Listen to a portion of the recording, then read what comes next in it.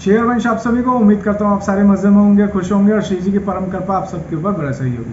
दोस्तों, जैसे जैसे मैं लोगों से इंटरेक्ट हो रहा हूँ लाइव वीडियो सेशन के दौरान या जो मैं अपलोड करता हूँ वीडियो उसके दौरान, तो एक चीज़ पता चलती है कि कुछ नियम और कुछ सब्जेक्ट्स ऐसे हैं जिसमें लोगों को ढंग से पूरी जानकारी नहीं है और इसी जानकारी के अभाव में वो कहीं ना कहीं जाने अनजाने में गलती कर ले रहे हैं और जिससे अपराध उनके सर पे लग भी रहा है और उन्हें इस बात का कहीं कहीं एहसास है और कहीं कहीं एहसास नहीं है। तो इस वीडियो में हम ये जान लेते हैं कि तुलसी माला से रिलेटेड कौन से ऐसे नियम हैं जिसे ना मानने पर या ना पता होने पर हमारे सर पर अपराध लग सकता है और लगता भी है अगर हम उन नियमों का पालन नहीं कर रहे हैं। तो सबसे पहले इस वीडियो को शुरू करने से पहले हम ये समझ लेते हैं कि ये जो नियम है ये सबके लिए हैं, चाहे हम पूज्य श्री सद्गुरुदेव भगवान के शरणागत हैं, चाहे हम पूज्य श्री सद्गुरुदेव भगवान के शरणागत नहीं भी हैं, चाहे हम किसी गुरु से दीक्षा लेना चाहते हैं, चाहे हम दीक्षा ना भी लेना चाहें, अगर हम अपने गले में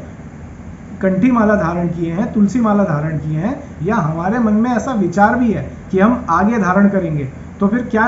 नियम और सावधानियां हो सकती हैं और होनी चाहिए वो हमें इस वीडियो में डिस्कस करना है। तो सबसे पहले तो हम ये समझ लीजिए कि जिस गले में तुलसी सखी विराजमान है, जिस गले में कंठी माला विराजमान है, उस गले के कंठ से नीचे कोई भी अवक्ष पदार्थ नहीं उतर सकता, यानी नॉनवेज, एग्स और लहसुन प्याज ये सब हमारे खाने में नहीं होना चाहिए। अगर हम ऐसा करते हैं, ऐसा खाते हैं, तुलसी माला पहनकर अगर हम कोई भी लहसुन प्याज, नॉनवेज और अंडा वगैरह खाते हैं तो सीधा सीधा अपराध लगता है। और सिर्फ बात खाने की नहीं है, अभक्ष पदार्थों में अभक्ष पेय भी हमें नहीं पीना, यानी शराब, बियर और कुछ जैसी नशे की चीज़ें। बहुत सारे संप्रदाय तो ऐसे भी हैं जो अपने साधकों को जो गले में कंठी माला धारण कर लेते हैं उनको चाय और कॉफ़ी पीने की भी इजाज़त नहीं देते, क्योंकि चाय और कॉफ़ी के अंदर भी कैफीन होता है और कैफीन अपने आप में ही एक नशे जैसा होता है जो धीरे धीरे शरीर को अपनी आदत लगाता है। और साथ में हम ये भी जान लेते हैं कि परम पूज्य श्री सद्गुरुदेव भगवान ने तो अपने प्रवचनों में कई बार बताया है कि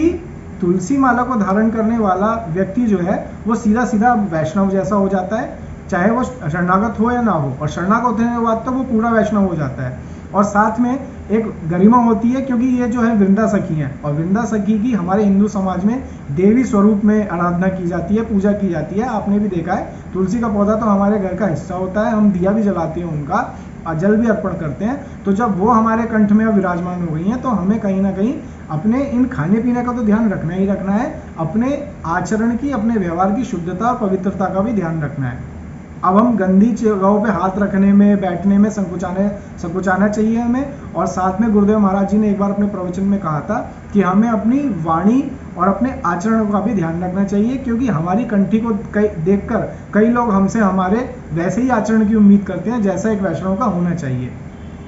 तो अब इस वीडियो को हम यही समझ लेते हैं इस बात को कि अगर आपने भी अपने गले में कंठी माला धारण कर रखी है या आप करना चाहते हैं और अगर आपको ये नियम नहीं पता थे तो अब ये नियम ज़रूर फॉलो कर लीजिएगा, क्योंकि ये अपराध की श्रेणी में आ जाते हैं।